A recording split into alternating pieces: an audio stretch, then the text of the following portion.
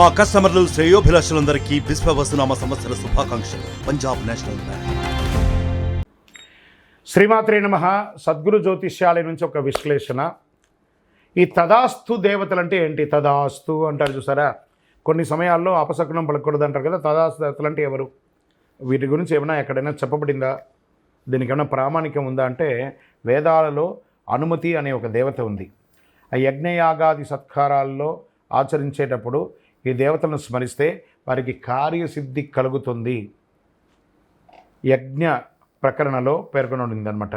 ఈయన అనుమతి దేవతలతోనే సామాన్య భాషలో తదాస్తు దేవతలు అంటుంటారు. సత్కర్మం జరిగే పవిత్ర ప్రదేశాలలో వారి నివాస స్థానం. అశ్విని దేవతలే తదాస్తు దేవతలు. వీరు విశ్వకర్మ అంశ అయినటువంటి సూర్యుని కుమారులు. అశ్వరూపంలో సూర్యుడు ఛాయాదేవి సంభోగించడం మూలంగా వీరు జన్మించారని కూడా చెప్పబడుతుంది.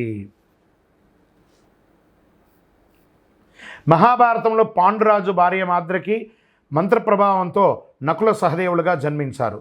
అంతేకాదు ఆయుర్వేదాన్ని దక్ష ప్రజాపతి నుంచి అభ్యసించిన ఇంద్రునికి నేర్పించారు. వీరి సోదరి ఉష. ఆమె ప్రతిరోజు వీరిని బ్రహ్మ ముహూర్తంలో మేల్కొలుపుతుంది. ఆ తర్వాత వారు తమ సోదరి ఉషను ముందు కూర్చోబెట్టుకొని రథాన్ని అధిరోహించడం, తూర్పు నుంచి పడమరకు ప్రయాణం చేయడము పురాణ వర్ణనంగా చెప్పడం జరుగుతుంది. ఏం మాట్లాడినా తదాస్తు దేవతలు అంటుంటారు. జాగ్రత్త అని పెద్దలందరూ కూడా చెప్తుంటారు. బూతులు మాట్లాడకు, చెడు మాట్లాడకు, అపశమనం మాట్లాడకు అంటుంటారు కదా. ఈ యొక్క తదాస్తు దేవతలందరూ అక్కడి నుంచి పారిపోతూ ఉంటారట అలాగని మనం చేస్తే. ముఖ్యంగా సంధ్యా సమయంలో ఈ దేవతలు సంచరిస్తారని అంటుంటారు. పదే పదే చెడు మాటలు వ్యక్తం చేస్తే అదే జరుగుతుందట. తదాస్తు అనేది స్వవిషయంలో వివరిస్తుంది. ధర్మానికి విరుద్ధంగా ఉచ్చరించకూడదని మాటలు.